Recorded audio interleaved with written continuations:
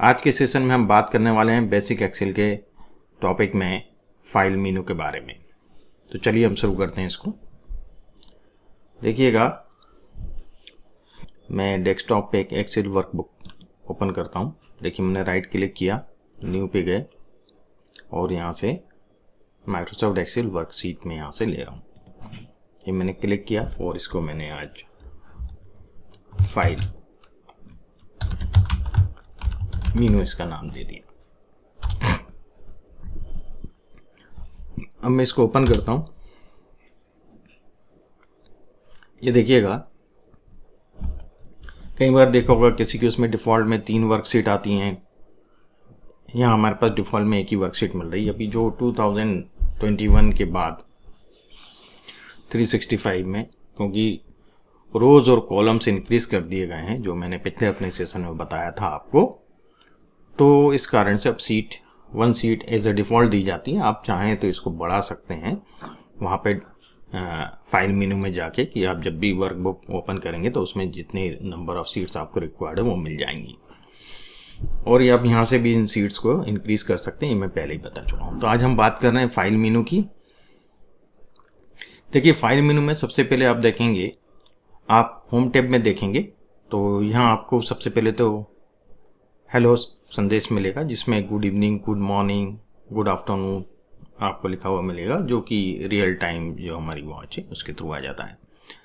यहाँ पर आप न्यू में देखेंगे तो आप new workbook, blank work open करना चाहते हैं, या आप वेलकम टू एक्सेल टूर, आप एक्सेल में क्या कैसे क्या ट्यूटोरियल्स आप देखना चाहते हैं। फार्मूला ट्यूटोरियल है, पिवट टेबल ट्यूटोरियल्स हैं, पाइथन इन एक्सेल ट्यूटोरियल है और पर्सनल मंथली बजट, ये कुछ टेम्पलेट्स हैं। इसमें बहुत अलग तरह के टेम्पलेट्स हैं। आप यहाँ क्लिक करेंगे तो आपको कई तरह के टेम्पलेट्स यहाँ पे मिलेंगे। आप इसको थोड़ा सा एक्सप्लोर करिएगा तो आपको काफ़ी चीज़ें समझने को मिलेंगी, है ना। हर चीज़ तो यहाँ एक्सप्लेन नहीं की जा सकती, किसी के इंटरेस्ट की होंगी, किसी के नहीं होंगी, तो वीडियो बेवजह काफ़ी लेंदी हो जाता है। इसलिए मैं खाली आपको एक आइडिया दे रहा हूँ कि हम इसको कैसे कर सकते हैं। वापस मैं आता हूँ होम टैब पे। तो इसका जो होम में है, आप यहाँ देखेंगे रिसेंट फाइल जो मैंने ओपन करी है, फाइल मेनू अभी ओपन करा है। इसके पहले सेल रेफरेंस था, इंट्रो क्लास था, how to use Excel shortcuts, ये सब फाइल्स जो रिसेंटली मैंने ओपन करी हैं। अब यहाँ देखेंगे पिंड है, तो पिंड में यदि मैं कोई भी फाइल पिन कर दूंगा तो वो फाइल हमारी सबसे ऊपर रहेगी, है ना। यहाँ मैंने कोई भी फाइल पिन नहीं करी, जैसे मान लीजिए मैंने इसको पिन कर दिया, या मैं इधर की एक इंट्रो क्लास पिन कर देता हूँ, है ना। और अब मैं यदि पिन फाइल पे जाता हूँ तो देखिएगा, सेल रेफरेंस और ये दोनों मैंने पिन कर दी थी, ये मुझे हमेशा दिखेंगी। शेयर्ड विथ मी, यदि मेरे साथ जो फाइल शेयर हुई है, किसने करी है, वो यहाँ आ जाएगा। तो ये एक चीज़ है होम टैब में समझने लायक। और दूसरा है न्यू में आप नई फाइल ओपन कर सकते हैं, नया फाइल ओपन कर सकते हैं। आप यहाँ से भी ब्लैंक वर्कबुक ले सकते हैं, न्यू यहाँ दे ही रहा है, और यहाँ से भी आप न्यू वर्कबुक ले सकते हैं। अब ओपन का क्या मतलब है कि आपकी जो एग्जिस्टिंग फाइल है एक्सेल की, जो किसी फोल्डर में रखी हैं, आप उसको वहाँ से ले सकते हैं। यदि वो एग्जिस्टिंग फाइल आपकी वन ड्राइव पे है, आप वहाँ से भी ले सकते हैं, है ना। और यदि आपके पीसी में है तो आप ब्राउज करके, या तो यहाँ कुछ आपको दिखेंगे फोल्डर, और या ब्राउज करके आप इसको ले सकते हैं। पॉपअप विंडो आएगा, जहाँ भी वो फाइल होगी जिस लोकेशन पे, वहाँ से जाके आप उसको ओपन कर सकते हैं, ठीक है। नेक्स्ट है शेयर का। तो शेयर में हम क्या करेंगे,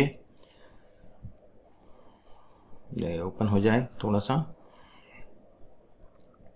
आपको ये फाइल शेयर करना है तो इसके लिए आपके पास आउटलुक होना चाहिए, माइक्रोसॉफ्ट आउटलुक, तब आप इसको शेयर कर सकते हैं। और इस लिंक को क्रेडिट करके आप इसको मतलब इस लिंक को क्रिएट करके आप इसको सेंड कर सकते हैं। कॉपी लिंक करके आप दूसरे को सेंड भी कर सकते हैं, ठीक है ना। सेंड ए कॉपी, तो पीडीएफ में या एक्सेल में जिस भी फॉर्मेट में आपको भेजना है वो आप भेज सकते हैं, है ना। तो यहाँ मैसेज लिख सकते हैं, पर आउटलुक आपके पास होना चाहिए उसके लिए माइक्रोसॉफ्ट।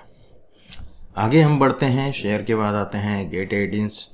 एडिंस में आप जैसे देखेंगे, आप बहुत से एडिंस इसके अंदर अपने यूज़ कर सकते हैं। डायनेमिक ऑफिस एडिन है, स्पेल चेकर, ग्रामर चेकर, है ना, सब्सक्राइबर, ये एनालिटिक्स सॉल्वर, वेट इनको आप ऐड कर सकते हैं, यहाँ ऐड हो जाएंगे, जैसे मैंने ChatGPT for Excel add किया हुआ है। ठीक है, जैसे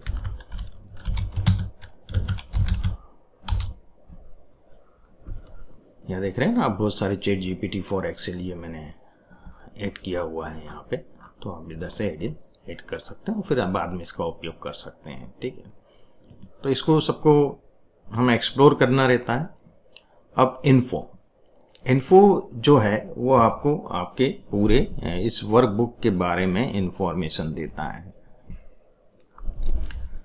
तो यहाँ हम देखते हैं इन्फो में जो हमें पूरे वर्कबुक की पूरी इंफॉर्मेशन देता है, जिसमें सबसे पहले यहाँ शेयर है, कॉपी पाथ है ना, copy local path, open file location, तो ये सब हमें बताएगा। ठीक है, कहाँ फाइल लोकेशन, जैसे मेरी डेस्कटॉप पे थी। ठीक है, कॉपी पाथ, इसने कॉपी कर लिया लोकल पाथ और इसको मैं कहीं भी जाऊँ तो पेस्ट कर सकता हूँ। ठीक है, फिर यहाँ पर आप देखेंगे यहाँ आप देखेंगे प्रोटेक्ट वर्कबुक। तो वर्कबुक प्रोटेक्ट के भी कई तरीके हैं, ये हमारा सेशन अलग से चलने वाला है, जिसको मैं डिटेल में एक्सप्लेन करूँगा कि वर्कशीट को प्रोटेक्ट करना है, वर्कबुक को प्रोटेक्ट करना है, उसके अंदर एडिट जो है, कुछ सेल्स को, पर्टिकुलर सेल्स को प्रोटेक्ट करना चाहते हैं कि वहाँ कोई लिख नहीं पाए, तो ये सब चीज़ें प्रोटेक्शन के भी, सिक्योरिटी के अलग अलग प्रोविजंस हैं इसमें, वो चीज़ें भी हम लोग समझने वाले हैं। फिर इंस्पेक्ट वर्कबुक, तो before publishing this file be aware that it contains the author's name and absolute path. तो जैसे कि मैंने यहाँ एडमिन लिखा है, आप ऑथर नेम वगैरह ऐड कर सकते हैं। तो check an issue, inspect to document, check accessibility, check compatibility, आपके डॉक्यूमेंट की किससे, पुराने वर्जन से कंपेटिबल है या नहीं है, ये सब चीज़ें आप लोग चेक कर सकते हैं। ठीक है, जैसे मैंने ये बताया, no compatible issue were found, है ना, कोई भी कंपेटिबल इशू नहीं है इसमें।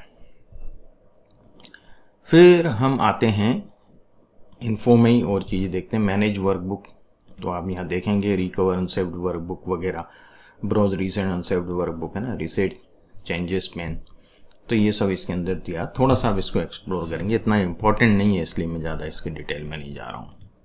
अब हम बात करते हैं सेव ए कॉपी। तो इसके लिए जो हमारा शॉर्टकट होता है कंट्रोल एस होता है ना, जिसके द्वारा हम कॉपी को सेव कर सकते हैं। यहाँ तो मैंने ऑलरेडी सेव किया हुआ है, तो जब भी आप कंट्रोल एस करेंगे तो उसी फाइल को, वो जो भी नया उसके अंदर आपने चेंजेस किया उसको साथ वो उसको सेव कर लेगा। और यदि नई फाइल है तो वो पॉपअप विंडो देगा जिसमें आपको फाइल का नेम लिखना है और जो भी इसका डेस्टिनेशन रखना चाहते हैं वो आप रख सकते हैं, और जो भी फॉर्मेट आप चाहते हैं उसका, एक्सेल एसएक्स चाहते हैं, है ना, जो भी फॉर्मेट चाहते हैं उसमें जो एक्सेल है तो वो आप उसके अंदर रख सकते हैं। अब नेक्स्ट आता है प्रिंट। तो प्रिंट में कंट्रोल पी इसका शॉर्टकट होता है, और यहाँ नंबर ऑफ कॉपीज़ हैं, यहाँ आपका प्रिंटर का नाम है, फिर आप ओरिएंटेशन कैसा चाहते हैं, ओरिएंटेशन के लिए भी यहाँ दिया हुआ है, पोर्ट्रेट ओरिएंटेशन चाहते हैं या लैंडस्केप चाहते हैं, या साइज क्या है पेज का, लेटर होता है डिफ़ॉल्ट में या A4 होता है ना, तो इन दोनों में से जो भी आप वो, बाकी जैसे रिक्वायर्ड नॉर्मल मार्जिन्स क्या है, मार्जिन कैसा रखना चाहते हैं, लेफ्ट, टॉप, बॉटम, वो सब ठीक है होता है। हमें इन सबको कॉन्फ़िगर करना होता है जैसा हम प्रिंट चाहते हैं उसके अकॉर्डिंग, तो हम ये सब चीज़ें इसके अंदर करते हैं। और इस पर मेरा एक सेशन अलग से होने वाला है प्रिंट पे भी, क्योंकि एक्सेल में प्रिंट में हमें बहुत सी चीज़ें, मार्जिन इन सब का ध्यान रखना रहता है, तो कैसे एडजस्ट किया जाता है वो मैं आपको बताऊंगा। एक्सपोर्ट जो है वो एक प्रकार से सेव एज जैसा ही है, यहाँ सेव एज नहीं दिया हुआ है, सेव ए कॉपी दिया हुआ है, उसकी जगह एक्सपोर्ट आ गया। तो जैसे कि क्रिएट पीडीएफ, एक्सपीएस डॉक्यूमेंट, है ना, तो ये आप क्रिएट कर सकते हैं यहाँ से, ठीक है, तो पीडीएफ क्रिएट हो जाएगा, है ना। और भी चीज़ें हैं इसमें, आप उसको एक्सपोर्ट में यदि चेंज फाइल टाइप आप करना, देखिए सेव एज कब किया जाता है, सेव एज तब किया जाता है जब उस फाइल की डुप्लीकेट कॉपी को आप कहीं और दूसरे डेस्टिनेशन पर सेव करना चाहते हैं। एक तो इसलिए किया जाता है, दूसरा आप उस फाइल का एक्सटेंशन चेंज करना चाहते हैं कि यदि वो एक्सेल एसएक्स में है तो एक्सेल एस में करवाना चाहते हैं, या किसी और फॉर्मेट में या PDF में चाहते हैं या CSV में चाहते हैं, तब सेव एज का उपयोग किया जाता है ना। एक तो डेस्टिनेशन के लिए आप डेस्टिनेशन चेंज कर रहे हैं, या उसकी डुप्लीकेट कॉपी रखना चाहते हैं, या उसी डेस्टिनेशन पे भी रखना चाहते हैं डुप्लीकेट कॉपी के फॉर्म में, ठीक है। आप उसमें नाम चेंज कर सकते हैं फाइल का, डेस्टिनेशन चेंज कर सकते हैं और उसका एक्सटेंशन चेंज कर सकते हैं, ठीक है। तो ये हमारा सेव एज में और एक्सपोर्ट में हो सकता है। क्लोज में तो यही है कि फाइल क्लोज हो जाती है, ठीक है। तो देखिए कि फाइल क्लोज हो गई। अब मैं यहाँ आया फाइल मेनू पे, तो मेरी जो फाइल थी वो थी फाइल मेनू फाइल, मैंने इसको ओपन किया, ये वापस यहाँ पे आ जाएगी, आ गई ना। यहाँ पे फाइल क्लोज करा है उसने पूरा, वर्कबुक को इसको क्लोज नहीं कर रहा है, मतलब पूरे वर्कशीट को, ठीक। अकाउंट के बारे में देखें तो आपके पूरे अकाउंट की इंफॉर्मेशन रहती है, आपका मेल आईडी क्या है, आपके पास वर्जन कौन सा है। जैसे मेरे पास माइक्रोसॉफ्ट 365 है, आपका 2019 होगा तो वो बताएगा, 2021 होगा तो वो बताएगा। देन इसमें स्विच भी कर सकते हैं, जैसे मेरे पास दोनों है, 2021 भी है और माइक्रोसॉफ्ट 365 भी ले रखा है, तो उसके अकॉर्डिंग है। फिर अपडेट ऑप्शन है, इसके अंदर आपको अपडेट करना है, ये सब आप देखेंगे। अब ऑफिस बैकग्राउंड, तो यहाँ मैंने नो बैकग्राउंड दिया हुआ। यदि मैं इसके अंदर बैकग्राउंड चेंज करना चाहता हूँ, कलर थीम चेंज करना चाहता, देखिए बैकग्राउंड यहाँ चेंज हुआ है, ऊपर दिख रहा है आपको, ये डिज़ाइन आ गई। अभी मैं और मैं चेंज करके बताता हूँ। सर्किट देखिएगा, सर्किट दिख रहा है यहाँ बैकग्राउंड में, है ना। यदि मैं आपको इधर देखेंगे तो यहाँ आपको और दिखेगा। तो बैकग्राउंड वगैरह इसके अंदर चेंज कर सकते हैं हम लोग अकाउंट सेटिंग में, ठीक। कलरफुल रखना है, डार्क ग्रे रखना है, देखिएगा ये हो गया। यदि मैं इधर से वापस आता हूँ तो ये डार्क ग्रे हो गया। तो यहाँ से आप ये बैकग्राउंड वगैरह चेंज कर सकते हैं अकाउंट सेक्शन में। तो मैं इसको नो बैकग्राउंड रख रहा हूँ और यहाँ पर मैं वापस कलरफुल में आ जाता हूँ, जो डिफ़ॉल्ट रहता है, ठीक है। फिर कनेक्टेड सर्विसेज, वन ड्राइव यदि आपका कनेक्टेड है तो यहाँ आप इसके अंदर और भी सर्विसेज ले सकते हैं, क्लाउड से रिलेटेड है तो अपन इस पर भी नहीं जा रहे हैं। फीडबैक के लिए ऐसा है कि आपका एक्सेल का जो फीडबैक है, गिव ए कंप्लेंट रिपोर्ट, वो इसमें इंटरनेट कनेक्शन हो जिनके आप रिपोर्ट कर सकें इसको। देन ऑप्शंस, ये जो ऑप्शंस हमारा टैब है, यहाँ पे ऑप्शन नहीं, ये ऑपरेशन है। यहाँ डिफरेंट ऑपरेशंस जो डिफ़ॉल्ट में हमें क्यों ऐसे दिखते हैं उसके बारे में तो देखिएगा, इसको हम समझते हैं। ऑप्शंस बहुत इंपॉर्टेंट है, यही पूरी कहानी होती है एक्सेल के अंदर। जो भी हमें जिस चीज़ में आउटपुट मिल रहा है, जो हम इनपुट डाल पा रहे हैं, वो सब हमारे यहीं से डिसाइड होता है। तो इसमें बहुत से हमारे पास कैटेगरीज हैं, सब कैटेगरीज हैं। General, formulas, data, proofing, save, language, accessibility, advance, customise ribbon, quick access toolbar, एड्स इन और ट्रस्ट सेंटर। सबसे पहले हम जनरल के बारे में समझते हैं। जनरल में यदि आप देखेंगे तो user interface option, when using multiple displays, optimize for best appearance, है ना। तो ये सब ऑलरेडी चेक है, तो हमें इसमें कुछ ज़्यादा समझने की जरूरत है। So mini tool bar on selection, है ना। So quick analysis options on selection, so convert to data types when typing, है ना। जब हम टाइप कर रहे हैं, यदि डेट कर रहे हैं तो ऑटोमेटिकली वो डेट में कन्वर्ट हो जाए, है ना। यदि हम टेक्स्ट कर रहे हैं तो जनरल में रहे, ठीक है। यदि नंबर है तो नंबर में चला जाए, तो वो एनेबल लाइव प्रीव्यू, ये सब इसमें दिया हुआ है। Screen type style, show features description screen type, तो यहाँ पे don't show features description screen tips और ये वगैरह जो टिप्स वगैरह हैं उसके स्क्रीन टिप स्टाइल हमें दी हुई है। अब use as a default font, तो बॉडी फ़ॉन्ट यूज़ कर रहे हैं, आप कुछ भी कर सकते हैं इसमें। फ़ॉन्ट आप देखेंगे जो आप चाहें वो सिलेक्ट कर सकते हैं। फ़ॉन्ट का साइज आप अपने हिसाब से रख सकते हैं। Default view of new sheets का नॉर्मल व्यू है, प्रिंट ब्रेक व्यू है, पेज लेआउट व्यू है, जो आप जैसा चाहें। तो नॉर्मल व्यू जनरली हम रखते हैं। इंक्लूड दिस मैनी सीट्स, जो मैंने बताया डिफ़ॉल्ट में अपन को एक ही सीट मिल रहा है यहाँ, वो यहाँ से आप 2 कर देंगे, 3 कर देंगे, तो उतनी वर्कशीट जब भी आप वर्कबुक न्यू ओपन करेंगे आपको उतनी वर्कशीट्स मिलेंगी उसमें। अब personalize your copy of Microsoft Office, तो यदि यूज़र नेम, जैसे मैंने वहाँ एडमिन लिखा है, यदि मैं यूज़र नेम यहाँ पे चेंज कर दूँ, मैं कर दूँ प्रवीण, है ना, और ये आ जाएगा always use this values regardless sign into the office, तो ये मैंने कर दिया। फिर ऑफिस बैकग्राउंड, प्राइवेसी सेटिंग कैसी क्या चाहिए आपको, तो ये सिक्योरिटी एंड प्राइवेसी के अंदर आएगा, है ना। ऑफिस थीम कलरफुल है, नो बैकग्राउंड मैंने दिया ही था, अभी आपको बताया था, है ना, जो ऑलरेडी अपन ने वहाँ करा था सेट, ठीक। और प्राइवेसी सेटिंग्स के अंदर अब रिक्वायर्ड डायग्नोस्टिक डेटा ऑप्शनल, तो ये इतना ज़्यादा भी मैटर नहीं है, बाद में आपको एक्सप्लेन करूँगा। अब आगे आते हैं ऑप्शंस में। जनरल हो गया, अब हम फार्मूलाज पे आते हैं। तो फार्मूलाज में अंदर change options related to formula calculation performance error handling. तो आप देखिएगा वर्कबुक कैलकुलेशन ऑटोमेटिक हो जाएगा, है ना। कैलकुलेशन का मतलब ये है कि कितनी रो है, कितने कॉलम है, ठीक है। वर्किंग विथ फार्मूला, तो यहाँ 2 प्रकार की रेफरेंस स्टाइल होती है एक्सेल में। आप में से कुछ लोगों को नहीं मालूम होगा। जैसे ये कॉलम ABCDEF दिया है, यदि बहुत बड़ा मेरे पास डेटा है, बहुत सारे कॉलम है, तो मुझे कॉलम नंबर कैसे पता चलेगा, है ना। तो उस कॉलम नंबर को पता करने के लिए या तो मैं A को 1, B को, और मेरा मान ली AZ कॉलम आ रहा है, तो AZ क्या होगा, कौन से नंबर का कॉलम होगा, तो वो मुझे पता नहीं चलेगा। तो उसके लिए हमारे पास R1C1 रेफरेंस स्टाइल होती है। यदि मैं इस पर चेक कर देता हूँ और इसको ओके करता हूँ, तो आप देखिएगा ये कॉलम के जो हमें अभी ABCDE दिए थे, इसकी जगह क्या हो गए, नंबर आ गए। तो आपको उस कॉलम का नंबर वहीं दिख जाएगा, ये रो नंबर कॉलम R1C1। तो देखिए R4 है, रो 4 है ये, और कॉलम 19 है। तो इस प्रकार से ये रेफरेंस स्टाइल है। ये इसलिए इंट्रोड्यूस किया गया है कि आजकल शीट में काफ़ी थाउजेंड्स ऑफ कॉलम्स, हम 16,000 के वो कॉलम्स हम लोग यूज़ कर सकते हैं, है ना, और 10 लाख के ऊपर हम रो यूज़ करते हैं। तो कॉलम में भी इन्होंने नंबर प्रोवाइड करवाए। वापस आता हूँ ऑप्शंस में।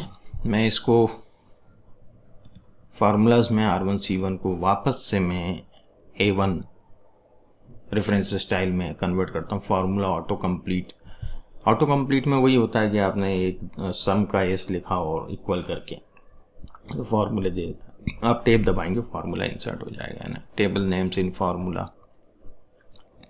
फार्मूले में टेबल नेम्स, अभी अपन टेबल के बारे में स्टडी आगे करेंगे एडवांस में। Get pivot functions for pivot table references, है ना, सजेस्ट फार्मूला, ये सब मैं आपको बाद में जब एडवांस एक्सेल में आएंगे ऑप्शन की इंपॉर्टेंस बताऊंगा, ठीक है। इसको अनेबल और डिसेबल करने से क्या होता है। Enable background for checking indicate error using the colour, जो एरर आपकी आएंगी, जो भी एरर आती हैं उसका कलर कौन सा आप रखना चाहते हैं, ठीक है ना। जैसे हैज आ जाता है, और भी आ जाता है, डिवीज़न एरर, और ये सब उनका कलर क्या रखना चाहते हैं। फिर एरर के चेकिंग के रूल्स ऑलमोस्ट सभी चेक्ड रहते हैं, इसको छोड़ के। ये हो गया फार्मूला के बारे में। अब हम बात करते हैं डेटा के बारे में। तो change options related to data, important data analysis में इसका बहुत उपयोग होता है। तो एडिट डिफ़ॉल्ट लेआउट, ठीक है, ये make changes to the default layout of pivot tables में हम चेंज कर सकते हैं। Disable undo for large data model operations, है ना, अंडू कर सकते हैं। So legacy data import wizards में फ्रॉम एक्सेस, है ना, ये सब चीज़ें हैं। इसके भी अपन जब थोड़ा एडवांस एक्सेल में जाएंगे, मॉडर्न एक्सेल में जाएंगे, तब अपन इन चीज़ों को समझेंगे। ऑटोमेटिक डेटा कन्वर्जन के लिए भी ये सब चेक हैं, इसको अपन को ज़्यादा नहीं जाना। प्रूफिंग जो है इसमें थोड़ा बहुत है कि change how Excel corrects the format your text, वो कैसे चेंज करता है। Ignore words in upper case के वर्ड को इग्नोर करता है ना। Ignore words that contain numbers, तो ये सब इसके अंदर दिया, तो इसका कोई इतना इम्पोर्टेंस नहीं है, हम इसको छोड़ना है। सेव मैं बता ही चुका हूँ कि ऑटो रिकवर जो होता है हर 10 मिनट्स में दिया है, आप इसका टाइम चेंज कर सकते हैं। तो ऑटो रिकवर फाइल लोकेशन कहाँ होगी, कहाँ पे मिलेगी, यदि आपका कंप्यूटर एकदम से बंद हो गया है या फाइल एकदम से गायब हो गई सिस्टम में से, आप काम कर रहे हैं और फाइल आपको दिख ही नहीं रही, फिर तो वो कहाँ से आप रिकवर करेंगे, तो उसका पाथ दिया है ये। इसी प्रकार से डिफ़ॉल्ट लोकेशन ऑफ फाइल के लिए आपकी फ़ाइल कहाँ सेव होगी, हाँ मेरी वन ड्राइव में सेव हो रही, मैं इसको चेंज कर सकता हूँ। मैं चाहूँ डी ड्राइव में जाए तो ये डी ड्राइव में चले जाएंगे। अब एक्सटेंशन क्या रहेगा, क्योंकि अब जो लेटेस्ट एक्सटेंशन है एक्सेल का वो एक्सेल एसएस के साथ, तो ये एक्सटेंशन रहेगा।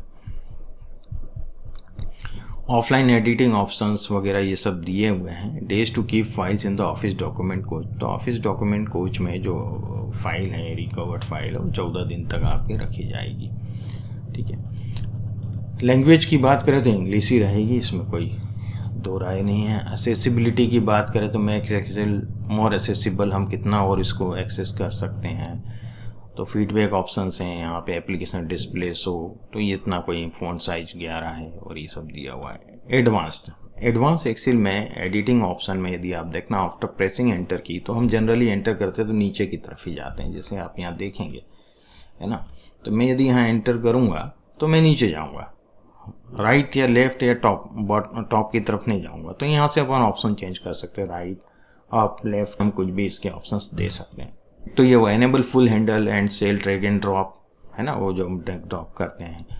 तो ये सब चीज़ें हमारी ऑलरेडी चेकड हैं, तो हम इस पर ज़्यादा कुछ डिस्कस करेंगे नहीं। और देख लेते हैं कुछ। एक डिफ़ॉल्ट रिजोल्यूशन 220 dpi होता है, ठीक है। बाकी इतना कुछ इसमें समझने लायक। ग्रिड लाइन का जो कलर है आप देखिए ना, बिल्कुल लाइट ग्रे है, आप यहाँ से कलर चेंज कर सकते हैं, ठीक है। आप यहाँ से ये कलर कर दीजिए जी, ओके कर दूंगा,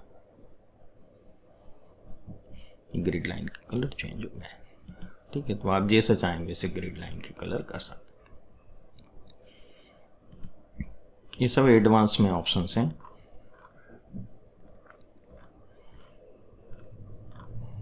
मैं वापस से ऑटोमेटिक कलर वही कर देता हूँ, है ना। अब इसमें सबसे इम्पोर्टेंट एडवांस में जो हमारे पास ऑप्शन है, जो ऑपरेशन है, वो है एडिट कस्टम लिस्ट। पहले हम कस्टम लिस्ट को समझते हैं। मैं इसको ओके कर रहा हूँ। पहले देखिएगा, जैसे मैं यहाँ जनवरी लिख रहा हूँ, है ना, मैंने जनवरी लिखा और इसको ड्रैग किया, देखिए जनवरी फरवरी मार्च। यदि मैं यहाँ पे मान लीजिए सुनीता लिखता हूँ और सुनीता को लिखने के बाद मैं इसे ड्रैग करता हूँ, तो सुनीता आ रहा है। इस जैसा तो नहीं हो रहा ना कि जनवरी फरवरी मार्च, या मैं यहाँ सैटरडे या संडे या फ्राइडे कुछ भी लिख देता हूँ और मैं इसको ड्रैग करता हूँ, देखिएगा फ्राइडे सैटरडे संडे। तो ये कहीं ना कहीं से तो लेके आ रहा होगा, कहीं ये चीज़ स्टोर होएगी एक्सेल में ही, जहाँ से उठा के ला रहा है। तो वही एक एडिट कस्टम लिस्ट, वहाँ पे ये ऑलरेडी डिफ़ॉल्ट में कुछ दिया हुआ है इन्होंने, हम अपनी कस्टम लिस्ट भी बना सकते हैं। तो मैं आपको बताता हूँ, ये बहुत इंपॉर्टेंट है हमारे लिए कस्टम लिस्ट क्रिएट करना, हमें आवश्यकता पड़ती है कई बार। तो एडवांस्ड में जाएंगे, सबसे बॉटम में यहाँ मिलेगा, एडिट करेंगे तो देखिएगा मैंने यहाँ एक पहले से बना रखी है, मैं इसको पहले डिलीट कर देता हूँ, ठीक है। अब अपन देखेंगे, एक लिस्ट में क्रिएट करता हूँ, या तो लिस्ट में यहाँ क्रिएट कर सकता हूँ, है ना, जैसे कि संजू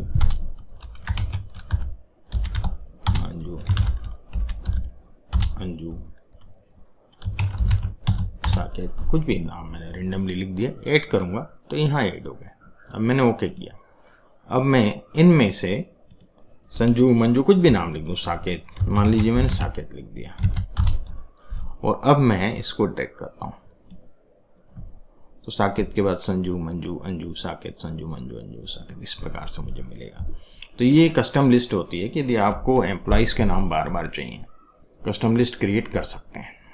ऑप्शंस में हमने एडवांस समझ लिया। कस्टम रिबन की बात करें, कस्टम रिबन में मैं आपको बताता हूँ कि जैसे यहाँ मैंने एक नाम दिया है साइफर, मैंने अपना खुद का, देखिएगा आपके इसमें साइफर नहीं आ रहा होगा। यदि आप देखेंगे तो होम, इंसर्ट, ड्रॉ, पेज आल, पेज लेआउट वगैरह कई बार कुछ अनचेक भी रहता है, इसे डेवलपर जनरली अनचेक रहता है, तो इसको आप चेक कर सकते हैं, ठीक है ना। तो ये चेक करके डेवलपर आपका जो टैब है वो एक्टिव हो जाता है, और ये जितने भी ग्रुप्स हैं इसके अंदर क्या क्या आ रहा है वो सब आपको यहाँ दिया हुआ है। तो आप यदि अपना कुछ, मैं मान लीजिए मैं एक अभी इसको हटा देता हूँ, ठीक है, इस वाले को मैं रिमूव कर देता हूँ, ठीक है। तो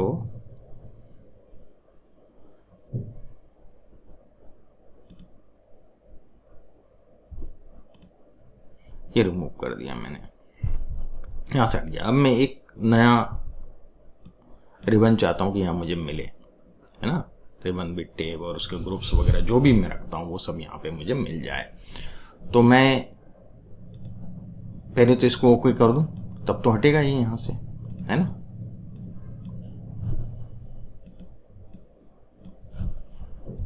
स्वागत।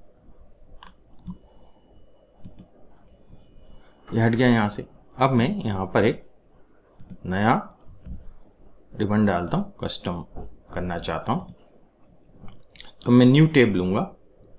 ठीक है, न्यू टैब आ गया, मैं यहीं पे इसको रीनेम करता हूँ न्यू टैब को। ठीक है, रीनेम के लिए ये राइट क्लिक किया और मैंने यहाँ लिख दिया साइफर। ठीक है, ओके हो गया। अब इसके अंदर मुझे ग्रुप डालना है, ये न्यू ग्रुप बना हुआ है ना ऑलरेडी, मैं चलिए यहाँ डाल देता हूँ, यहाँ भी नेम दे देता हूँ प्राग। और ग्रुप ऐड करना है तो न्यू ग्रुप में और ऐड कर दूंगा, यहाँ आ जाएगा। यहाँ मैं रीनेम कर देता हूँ अदर। 2 ग्रुप हो गए। अब इस ग्रुप में मुझे क्या क्या रखना है, मान लीजिए मुझे कॉपी है ना, पेस्ट, कट इस ग्रुप में रखना है, तो कट कॉपी वगैरह ये सब आ जाएगा। फ़ॉन्ट मुझे इस ग्रुप में रखना है, इस ग्रुप को सिलेक्ट करूंगा, यहाँ से फ़ॉन्ट यहाँ दे दूंगा, या तो आप खाली ग्रुप को सिलेक्ट करें और यहाँ से फ़ॉन्ट साइज कर दिया आपने। इस ग्रुप को सिलेक्ट करके रखना है आपको, फॉर्मेट सेल्स ये आ गया। तो आप देखेंगे यदि मैं इसको ओके करता हूँ तो अब क्या हुआ, एक साइफर करके आ गया और मेरे को अपने हिसाब से यहाँ पे ग्रुप्स मिल गए। ठीक है, तो ये ग्रुप्स के अकॉर्डिंग मुझे मालूम है कि ये फंक्शन मुझे ज़रूरत पड़ता है, तो मैं अपना खुद का एक रिबन टैब बना लूँगा और उससे मुझे फंक्शंस फटाफट मिल जाएंगे।